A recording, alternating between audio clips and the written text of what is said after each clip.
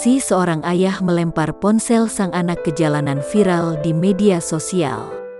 Aksi itu terekam kamera seorang pengendara mobil hingga viral. Salah satunya diunggah akun Instagram @viralize, tanggal 7 Desember tahun 2021. Menurut keterangan pengunggah, ponsel tersebut dilempar ayah si perempuan lantaran tak merestuinya pacaran. Saat berboncengan dengan seorang pria, sang ayah mencegat putrinya. Kemudian mengambil ponselnya dan melempar di depan sejumlah pengguna jalan.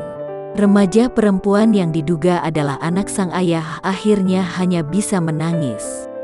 Saking histerisnya, ia bahkan sampai berguling-guling di jalanan.